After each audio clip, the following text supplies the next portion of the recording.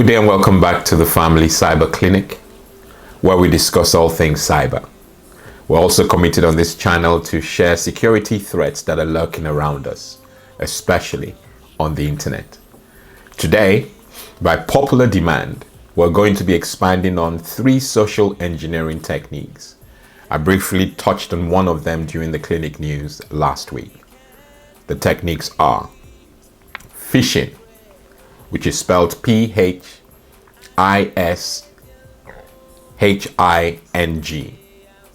The second, Vishing, which is spelled Vishing.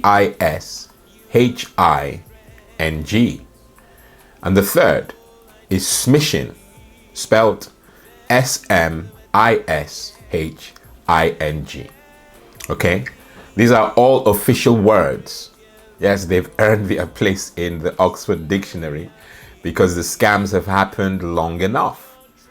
And so I'm going to briefly define each term, and then I'll share 1 or 2 examples so that you can relate. And if I don't wish it on you, but you'll be able to spot an attack, God forbid, if it happened to you. And then I'll go on to share several tips on how you can avoid them in the future. Okay? So I'm going to start with phishing.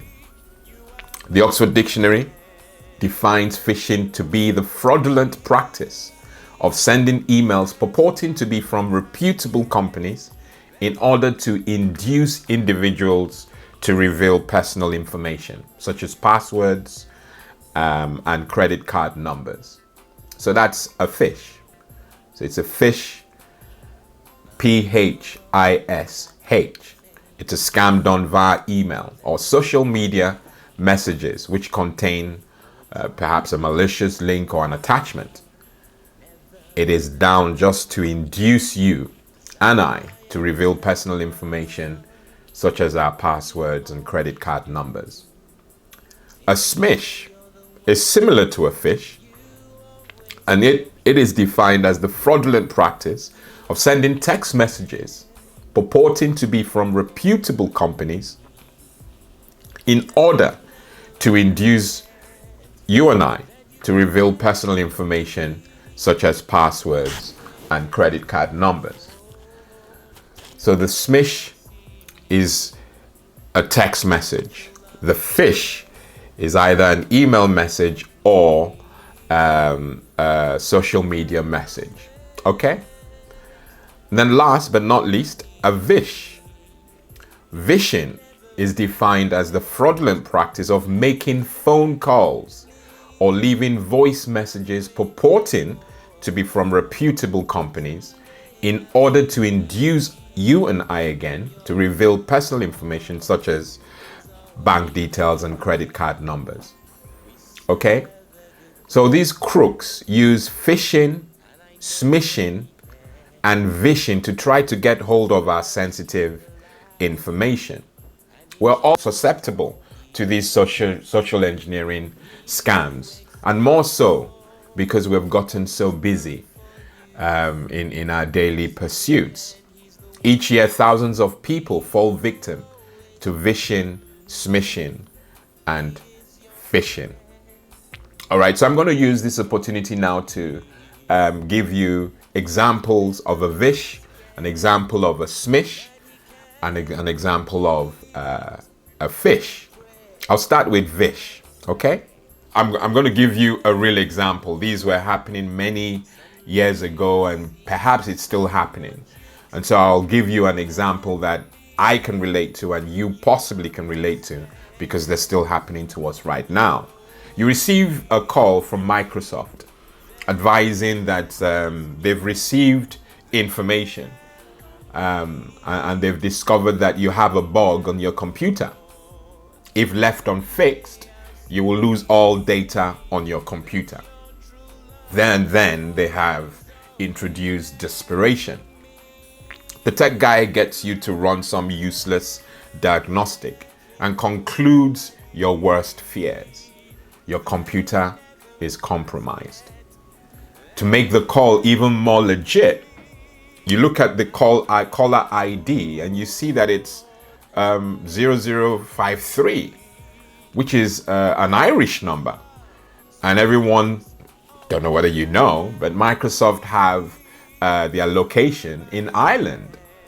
So to those who know already, that has convinced you that the call is coming from somewhere legit. But you must know that phone numbers can be faked. So you should not simply trust the call because you see an area code that you can relate to. So to fix the issue, the tech guy will usually get you to install a remote access software. And they do it because they know it's going to be convenient for you. If you're not technical, you're not really going to be in the mood to be clicking things. So you'd rather he does it or she.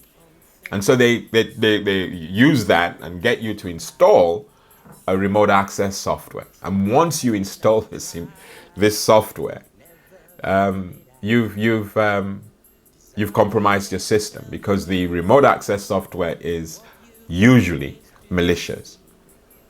And so by installing it, you've given them access to your computer, and they can access your computer without your consent. And of course, it means that your personal information is at risk. So that's, and I don't know whether anyone watching this can identify with that, but that used to happen quite a lot. It happens less so now, but it is a VISH. It is exactly how these people, via phone calls, try to obtain personal information from you. They induce you to do it fraudulently. And so you must be on the lookout. Okay? Another example of a VISH could be you receive a call, again from a reputable company, seemingly reputable company. I had one of the guys in the community, challenge the fact that these crooks can't be reputable, but they're seemingly reputable. And I'll tell you why. They will appear to be calling from a company that you and I know is reputable. You get a call from HSBC asking you to confirm if you have set up 3 direct debit instructions for £550 each. And they advise you, as part of keeping their customers safe, that these transactions have flagged up as rogue on their system and they need your urgent attention. They're getting really sophisticated.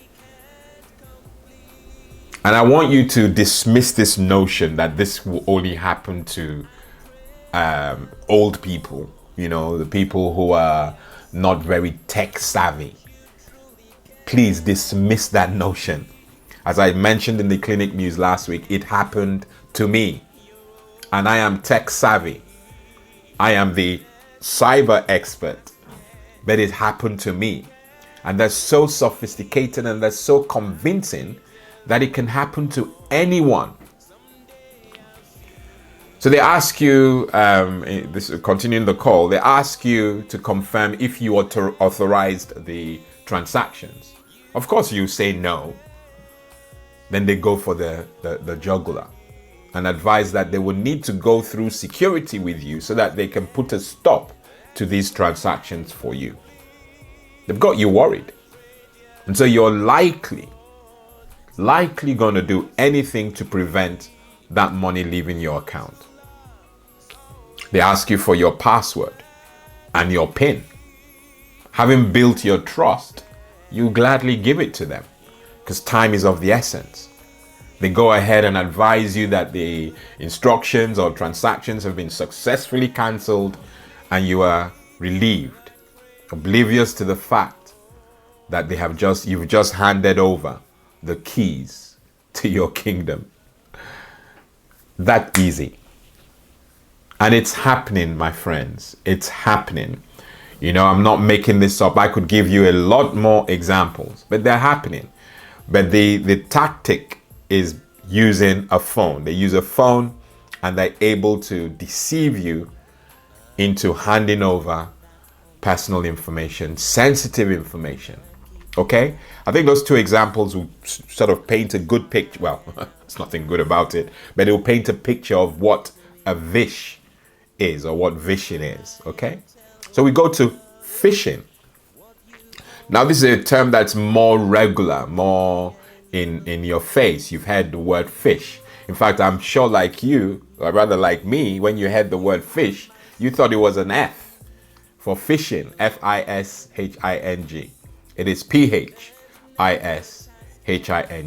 And I've already given you the definition. But let me give you an example. You get an email from someone. And again, I'm using companies that you're familiar with. You get a call from NatWest, your bank, advising that the irregularities in your account. Note that you got an email this time. That there are irregularities in your account which requires your urgent attention. They provide a link in that email which you should click to fix the problem. Of course, desperate to address the issue, you click on the link and it takes you to an appropriately named website with the bank logo, NatWest. Very believable. Very believable. But in your desperation, you failed to notice that the bank URL has a letter missing in the word NatWest. There's no E. So you have natwst.co.uk as the URL. You've just missed it. And of course, having a dodgy URL will mean it will go anywhere other than NatWest, the official NatWest banking site. Clicking on the link requests a user ID and password, which they would no doubt capture before forwarding you to the malware infested site where more harm awaits. It is happening. I'm not making this up. It is happening. And I will ask you to, I'll put some links to some scenarios perhaps where you don't have to go too far, but they're happening. Okay. Now, the third social engineering technique, which is smishing, is very similar to phishing. As I mentioned during the definitions, the difference is just that in phishing, an email is used as the vector. In smishing, a text message is used. Okay? So smishing would be the same approach as phishing, but just via an equally convincing text message. All right? These are social engineering techniques that are happening. Yes, last week I mentioned vishing. This week I am reminding us of phishing, and I'm reminding us of smishing. These are all techniques that are out there. They're happening all the time, and we need to be alert. Okay? So at this point, I'm going to be sharing several tips, useful tips that will guard you, will protect you, will inform you, and so you're not left in the dark on what you should do generally to prevent these scams and attacks happening to you. But before I do, as I do each week, I would love to ask those visiting this channel for the first time to subscribe to the channel. Of course, that includes those who have been dropping by each week and they've not committed to subscribing yet. You may be having difficulties doing that. You may not have a Gmail account. Perhaps you open up a Gmail account. It's free. And once you do, you can use it to subscribe to this channel and have access to this wonderful content. Okay? And of course, I would ask you to like and share this content if it's beneficial to you. Okay? Don't forget to click the bell. The bell will keep you aware of all uploads that happen every week, and so that you remain up to date. Okay? Just subscribe. It shouldn't take you seconds. Subscribe, okay? Thank you. All right. I'm going to share several tips. All right? 9 tips should do, I think. Yeah. Quickly breeze through them as I do each week, at least as I try to do each week. All right, the first tip: do not give out username, passwords, or credit card information to anyone. They are your property, belonging to you and you alone. So don't give them out. Don't give out your username, passwords, pins, or credit card information. That's our first tip. Second tip: delete suspicious text messages. You find that these tips cross over all those 3 social engineering techniques and not just for one. So I'm going to cover tips for smishing, tips for vishing, and tips for phishing. All right. So the first tip: don't give out username, passwords, pins, credit card information, etc. 2, delete suspicious text messages. Delete them. If you suspect, delete. Takes away the hassle. All right. Third, mobile shop with reputable vendors. And what I mean by that is you should only, whilst on your phone, only go to reputable sites to do your business, where you have to purchase, where you have to use your credit card and all that. Shop with only reputable vendors. Tip 4, don't click links or call a phone number from an unsolicited text message. So you get a text message and it tells you, call this number. You don't recognize the number. Do not call it. No matter how desperate they make you feel, no matter how time sensitive they make the you calling back. Yes, you have to call back now. You have to call back now. Time is of the essence. Don't fall for it. Do not click links or call a phone number from an unsolicited text message. And that will be the same with a phone call. If you get a call from an unknown number, and there are many that are happening all the time, just courteously hang up the phone. Okay? Tip 5, don't respond to smishing messages at all, as it lets them, the rogue, know that your number is active. You know, I know that most of the phones these days allow you to block numbers and actually report the numbers if they're a nuisance to you. So you block them as spam and you can report them. That way they don't trouble you.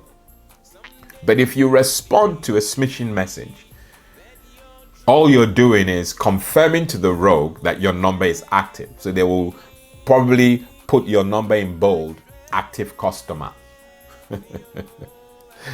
It's so ridiculous, honestly.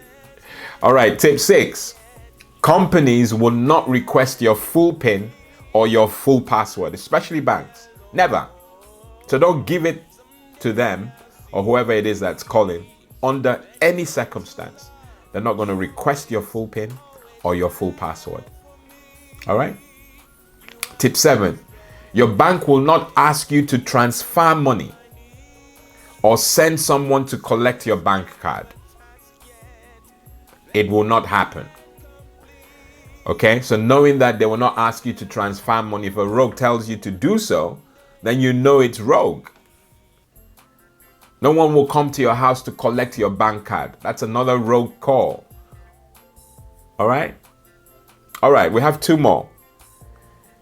In the Vishing example that I gave, if you receive the suspicious call, and then you, being diligent, want to say, okay, I'm going to hang up and call you back just to verify the number. That is a con, because usually they will stay on the line. They won't hang up. You've hung up.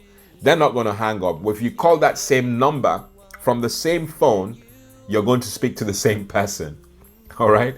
And you will be, if you don't know what I've just told you now, you feel, okay, they're legit. I've just called them. I called them. They didn't call me back. So the best thing to do if you really want to go that route is to call the number from a different phone number entirely. And you'll find that they're rogue. Okay? These things are just to help you so that you don't feel vulnerable. You've got to be alert. All right, the final tip from the clinic is that you must think before you click. Oftentimes, we engage in very highly sensitive transactions on the internet when we're overwhelmed. We're so busy. Don't do things. Avoid carrying out sensitive transactions when you are going to be distracted, when you can be distracted, as you're likely to overlook a lot of important things. You've got to stay alert. You've got to stay alert. Take a deep breath. Just you need to be focused, because they're counting on the fact that you are going to be distracted. They're counting on the fact that you are always distracted. The world has become so busy. And so they're hoping that when they send the Phish, the SMISH, or the VISH, that they will meet people that will fit a profile they've built behind the scenes. Of course, if you're unsure what to do, that's why I'm here. Please ring me. Ring the clinic on the number in the description, or send an email, to the email address also in the description. I'll give you all the attention that you require. If there's an actual incident that has happened that is criminal, and of course, I expect that you'll report it to the authorities as required. But if you just want advice, or you want direction, you've just done something, you're not quite sure what has happened, ring me or send an email, okay? It's easy to patch a computer when its operating system needs patching, when there are bugs. And it's very difficult to patch human beings. Very difficult to update human beings. The only way you update yourself is by taking on the information I'm giving you. So I'm giving you information that will help patch you and update you and keep you informed whilst you engage on the internet. Okay? That's all I have for you in this section of the video. Like we do each week. I've got some very good news about ransomware. I mentioned in one of the videos that ransomware was on the rise, and if you don't know what ransomware is, just look at the videos in the playlist. But I'll give you a brief overview of what it is. Ransomware basically is malware that has affected your computer. It's encrypted all your files, and to get access to your files, you would need to pay a ransom. And if you don't pay the ransom, you don't get access to those files. And those files, as I expect, are important to you, and they will ask you for a lot of money to get access to them. There was a time that it was just impossible to do anything other than pay the ransom. In the clinic, last week, I mentioned that we should not pay the ransom. And now I'm backing up that information, backing it up, because a group of very, very good-minded people, they formed a project. It's called the No More Ransom Project. They offer advice and software to recover computer files encrypted in ransomware attacks. That's excellent news. Now, it's excellent news. It may be too late for many of us who've fallen victim and we've had to pay a ransom. But for those who haven't, this is excellent news. And I stand by the advice I gave last week that we must not pay the ransom, because people like the No More Ransom Project folks have provided a platform where you can get access to your encrypted files. It was founded by Europol police in the Netherlands, and McAfee, is now over 150 global partners. So they have partners all over the world. And just to give you an idea, when ransomware was rife, we're talking about money in excess of $108 million.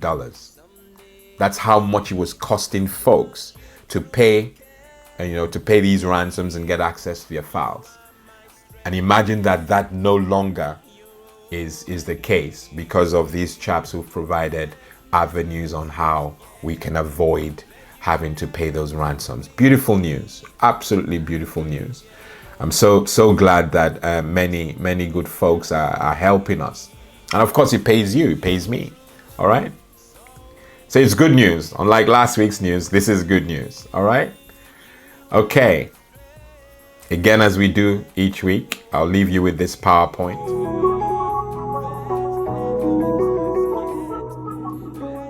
Above all else, guard your heart, for everything you do flows from it. I'm your host, Cyber Pastor Lawrence Edem. God bless and goodbye.